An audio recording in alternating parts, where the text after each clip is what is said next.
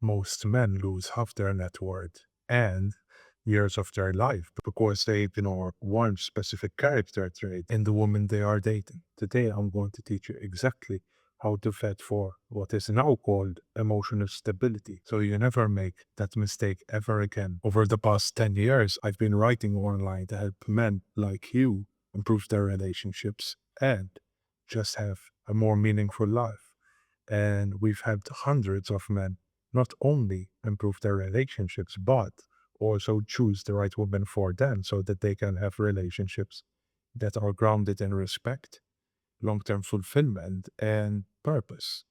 And without Ed, it always starts with stability. Let's get right into it. You need to understand something fundamental. A relationship rises or falls on a woman's ability to regulate her own emotions. If she can't do it, she will expect you to do it for her to an unhealthy, unaccountable extent. The first major red flag is what I call the manufactured crisis. This is probably the second most dangerous quality in a woman, but it is the one most overlooked by men. Let me tell you this short story about a client of mine. Let's just call him Mark for illustration. Mark started dating a woman who seemed, at the outset, just incredible. High energy, affectionate, and very kind. About 2 months in, strange things started to unfold. They would be at a nice dinner, for example. Everything is moving smoothly, and suddenly she's upset because he glanced at the TV behind the bar, or just something absurd. Or she mentions an ex boyfriend casually in the middle of conversation just to see if he would give in to her baits. Mark initially thought she was just passionate, right? And he thought she just cared so much that she just got easily jealous and wanted him all for herself. But he was really wrong. She wasn't just passionate, she was the kind of woman who basically thrived on drama. An emotionally unstable woman does not feel safe when things are calm. To her, peace feels like boredom or even worse, indifference. So she subconsciously creates a problem, a manufactured crisis, just to get a reaction out of you and have an incentive to escalate the situation. Then you are the problem, not her.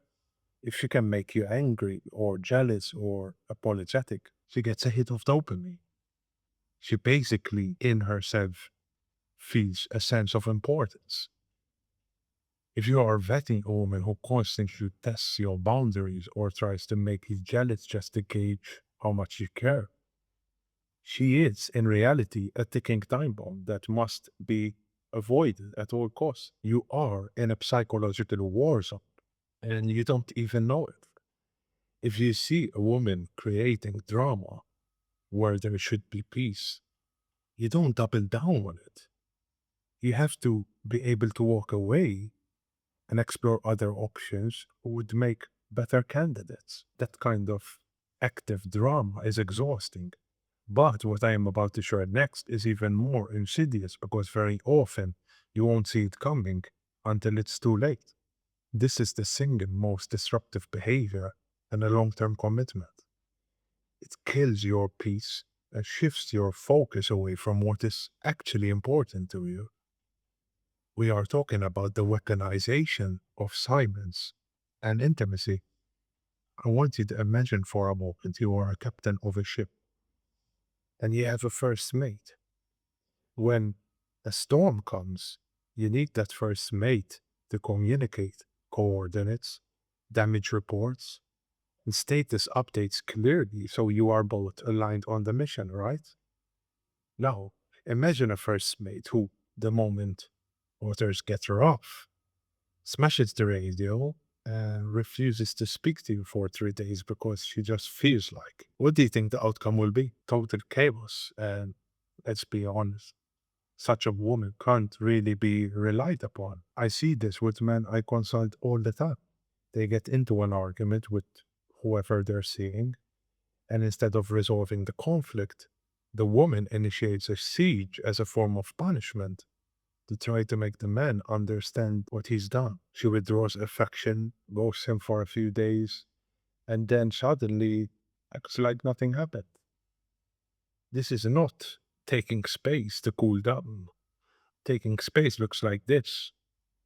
I am frustrated right now, and I don't want to say something I regret. Just give me an hour to settle down. That is how we can regulate emotions when there is chaos and conflict. But weaponized silence, when used completely out of context, is like undeserved punishment, you know? It is a tactic designed to actually starve you emotionally until you capitulate and apologize for things you didn't even do, just to restore the peace, which is never really restored. It is more of a smokescreen to get you, as the man, to enter her frame of reality and just act like a bitch, basically. If a woman uses sex or silence as a bargaining chip, she views the relationship as a transaction. It's not a partnership, really. She is showing you that her desire to win the argument is stronger than the desire to connect with you and actually make peace. You cannot build a life with someone who shuts down the infrastructure of your relationship every time there is discomfort. It may seem tolerable in the short term because you are infatuated and in love, but long term, it is absolutely a failing strategy. But how do you predict this outcome before you get too deep in a potential relationship? You have to look at the background history of the woman in question. There is a myth that men love to believe. And I'm going to paraphrase here, it's the Captain Save Damaged Woman complex. We think she was crazy with her exes because they were jerks who didn't treat her well. But, I'm a good man with a stable lifestyle and strong values, and I can fix her. If you buy a car that has been totaled in 3 previous accidents, and the dealer tells you it wasn't the car's fault, it was the driver's, you would laugh and walk away. You know that the bumper is bent, the alignment is off. It doesn't matter who's driving. That car is going to pull to the left and crash. Apply this to your own dating life as well. You must vet her history. Does she describe all her exes as narcissists or abusive? Does she have a history of unstable relationships where they broke up and got back together 6, 7 times? She's not going to tell you these things up front. You're going to have to discover them for yourself. And you do that by, of course, asking the right question, which is a completely different topic, which I've discussed in a different video, which I will link below. But this is what we call the cycle of instability.